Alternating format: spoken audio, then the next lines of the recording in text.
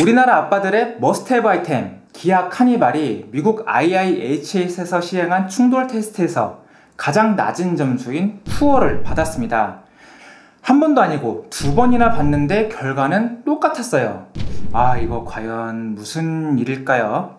안녕하세요, 모토그래프에서 인사드립니다. 저는 김선웅 기자입니다. IIHS는 미국의 안전 인증 기관인데요. 최고다 하면 굿, 경미한 부상 위험이 우려된다면 어셋터블, 이건 조금 위험하다 하면 마지널, 심각한 부상 위험이 우려돼서 절대 추천할 수 없다 하면 푸어라고 점수를 매기고 있습니다. 그런데 이번에 기아 카니발이 문제가 된 것은 차량을 옆에서 가격하는 측면 충돌 테스트였어요. 먼저 처음 시험을 봤는데 충돌 이후에 2열 시트가 떨어져 나갔다고 해요. IIHS에 따르면 이때 카니발의 2열 시트가 3열 부분까지 뒤집혔다고 하거든요. 생각해보세요. 아무리 사이드 커튼 에어백이 있어서 탑승자를 보호했다고 해도 차 안에 사람이 나뒹구는 게 더 위험한 거 아니겠어요? 그래서 가장 낮은 점수인 푸어를 받았습니다. 이거 좀 충격적이죠?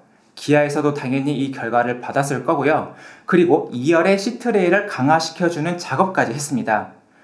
요 보강 작업 한국에서도 실시되고 있으니까 카니발 오너분들 꼭 가서 무상수리 받으세요. 아무튼 이제 기아차가 우리 차 시트 문제 없어, 다시 시험 보고 오자 라고 했는데 결과는 똑같이 최악 점수인 푸어를 받은 거예요. 아까 말씀드렸죠. 심각한 부상 위험이 나올 때 푸어를 받는 거예요. 그렇다는 건 시트 레일에 문제가 있는 것이 아니라 다른 곳이 문제라는 거겠죠. 구체적으로 보면 운전석 탑승자의 골반 부분에서 푸어 점수를 받았고요. 뒷좌석 2열 탑승자의 상반신 부분도 심각한 부상 위험이 관측돼서 푸어 점수를 받았습니다. 느낌이 잘 안 오시죠?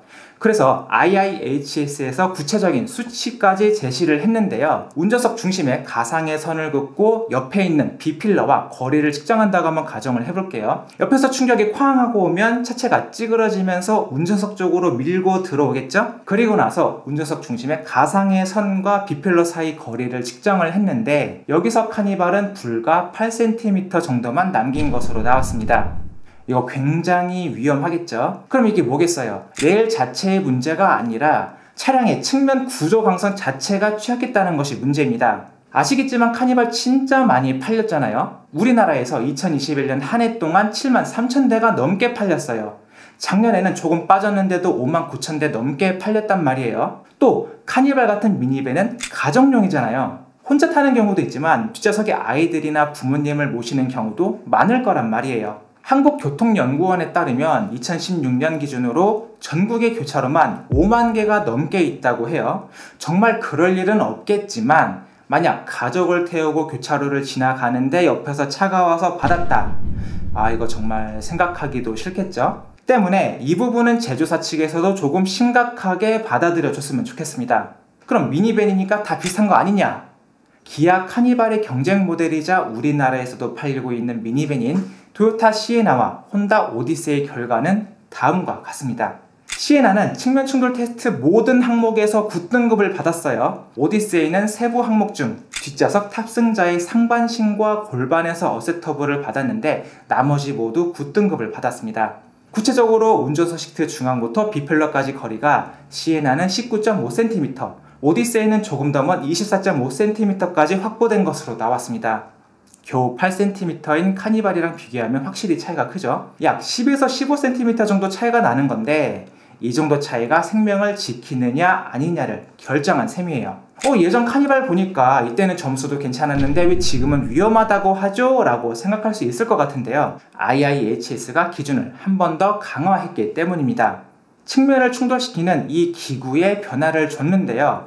원래는 1.5톤 정도 되는 무게였는데 1.9톤으로 400kg 가까이 늘렸고요. 굴러가는 속도도 시속 50km 정도에서 60km 정도로 높였습니다.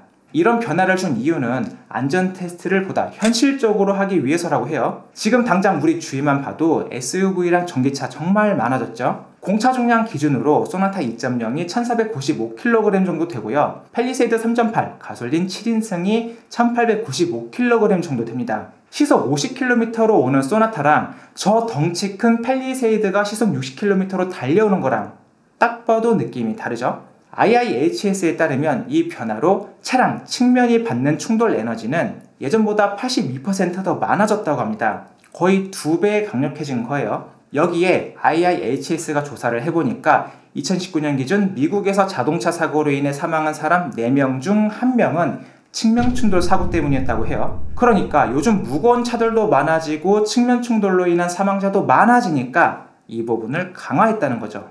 그런데 오늘 제가 진짜 말씀드리고 싶은 부분은 이게 아닙니다. 문제는 자동차 제조사들이 너무 시험 맞춤형 안전 설계를 한다는 점입니다. IIHS를 비롯해서 NHTSA, 유로엔캡, K엔캡 등등에서 안전시험 볼 거 아니에요? 이미 문제는 다 알려줬어. 이것만 딱 맞춰 준비하면 최고 점수 당연히 받을 수 있단 말이에요. 지금 제가 대표적으로 기아 카니발을 갖고 나왔을 뿐인데 강화된 측면 충돌 테스트가 시행된 첫 해 세단들 성적 한번 볼까요? 토요타 캠리와 닛산 알티마, 쉐보레 말리부까지 모두 푸어였고요.